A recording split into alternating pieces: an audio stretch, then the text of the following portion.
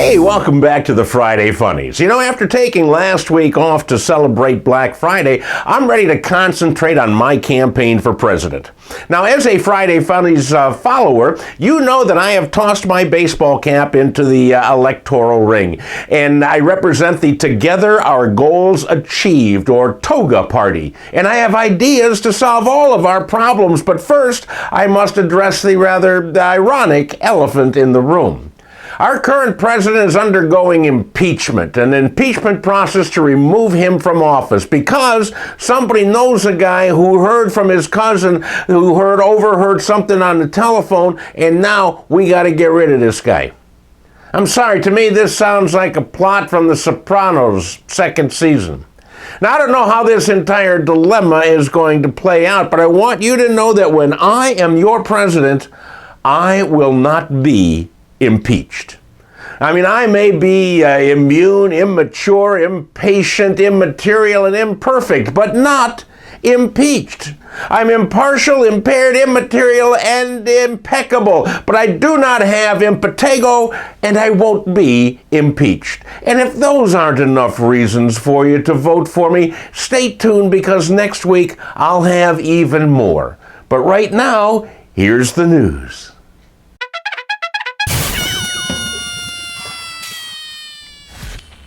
A town in Quebec, Canada is looking for a name change. The town is named Asbestos. That's right, residents think it's hindering business because, of course, asbestos is a known cancer-causing agent. And then I can understand, why they'd want to change it. I can't imagine a guy saying, "Hey, kids, get in the car, we're going to asbestos, and don't forget your decontamination suits."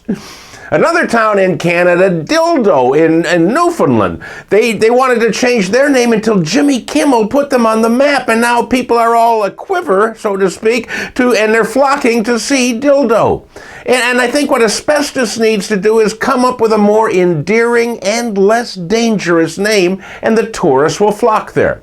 I think Stick in the Eye would be a good name, Cold Sore, or Does This Taste Funny to You would all be good choices. I can see the postcards now.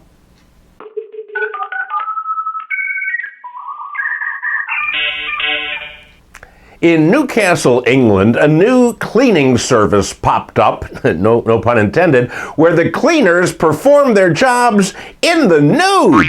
Glimmer is the name of the company. It provides naked people to dust, vacuum, even clean the oven, and they do it for about $100 an hour. You can also request cheaper options of maybe they're only topless or wearing lingerie. Totally naked, $100 an hour. It may sound sexy and exciting, but what bothers me is the only house cleaners I've ever seen on TV had names like Hazel, Alice, and Mr. French. And the last thing I want to do is see any of those people naked. But boy, they sure could clean, huh? Anyhow, if you happen to hire Glimmer to provide you with a naked duster, please live stream it on Facebook for the rest of us.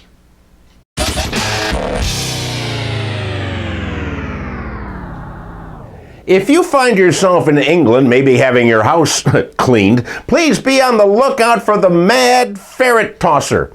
Police are looking for a 25-year-old man who is being sought after he tossed a box of ferrets at a car. And then he picked it up, tossed it again at several cars. He was leaving scratches and dents and broken windows. Then when the box broke, he picked up the ferrets and started throwing them at cars. And the ferrets were not liking it one bit. The man ran away after the attack, and the ferrets were recovered and turned over to the Anti-Cruelty Society.